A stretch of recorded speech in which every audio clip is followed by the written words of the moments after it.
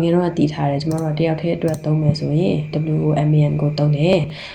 တယောက်တည်းမဟုတ်တော့ဘူးလူသမီးတွေကများလာပြီနှစ်ယောက်နဲ့အထက်ဖြစ်လာပြီဆိုရင် A နေရာမှာသလုံးပြောင်းသွားတယ်ဘာဖြစ်သွားလဲဆိုရင် E ဖြစ်သွားတယ်ဆိုပြီးတော့အဲ့လိုမျိုးကျမတို့ငယ်တော့မီနီကြတော့လည်းအဲ့လိုပဲချက်ခဲ့တယ်ပေါ့နော်အဲ့ဒီမှာမီနီချက်တဲ့အချိန်မှာကျမတို့ကအတန်ထွက်ကိုအတူတူချက်ခဲ့တယ် WOMAN woman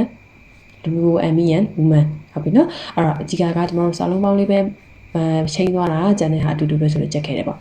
အခုဒီမှာကကျမတို့တကယ်တမ်းကျတော့အတန်ထွက်ကတူလားဆိုတော့မတူဘူးပေါ့နော်အဲ့တော့ဒီ O လေးကဒီနေရာမှာကျမတို့ O ရဲ့ short sound ထွက်တယ် O မှာကျမတို့ကနှစ်တန်ရှိရပေါ့နော် long sound နဲ့ short sound ရှိတယ် O နဲ့ U ဆိုပြီးရှိတာဆိုတော့အဲ့ဒီ O ဆိုတဲ့အတန်လေးဒီမှာလာပြထွက်တာထွက်ပြီးတော့သူကဒီမှာ strut လောက်လာတာပေါ့နော်အရှိမ strut လောက်လိုက်တဲ့အခါအနောက်မှာကျမတို့ပါနေတဲ့ဒီ A ကလေးက short sound လေးအနေနဲ့ကျမတို့အတန်လေးကိုလျှော့ပြီးတော့ပြောရတာပေါ့နော်အဲ့တော့အရှိမ strut လောက်ပြီးအနောက်မှာလျှော့သွားတဲ့အတန်ကအဲ့တော့သူကဒီမှာဆိုရင် W sound လေးက wa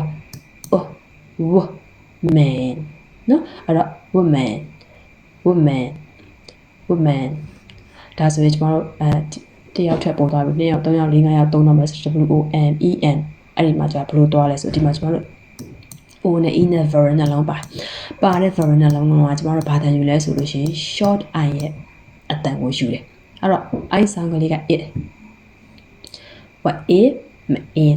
women အဲ့တော့ကျမတို့ဒီမှာ WOMAN က woman ဒါက WOMEN က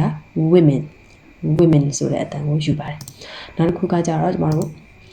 AGAIN ပေါ့နော်ဒီမှာ AGAIN မှာဆိုလို့ရှိရင်ပထမကျမတို့ဒီ American accent နဲ့အတန်ထွက်တဲ့ဟာမျိုးပေါ့ဒီမှာ AI ကအဲ့လိုအတန်ထွက်တဲ့ခါမှာ AI ကကျမတို့ဘာအတန်ထွက်လဲဆိုလို့ရှိရင် phonic ni ရ A ဆိုတဲ့ long A အတန်ကိုမထွက်ဘဲနဲ့သူက short E ရဲ့အတန်ကိုယူထားတာဖြစ်တယ်အဲ့တော့သူက short E sound လေးက A ဆိုတဲ့အတန်လေးပေါ့နော်အရှိမရှိနေတဲ့ A ကလေးကကြတော့ကျမတို့ short sound လေးအဲ့တော့အတန်လေးကိုအရှိကအတန်လေးကိုလျှော့ပြီးတော့ကျမတို့အတန်ထွက်ရတဲ့အတန်လေးကိုဖြော့လေးထွက်ရတယ်ပေါ့နော်အဲ့တော့ဒီမှာဆိုရင်ဒီဟာလေးက get and gain နောက်ကဟာလေးကိုအရင်ထွက်ကြည့်မယ် get G sound လေးက get E short E sound လေးက A gain again အဲ့ဒီကနေ American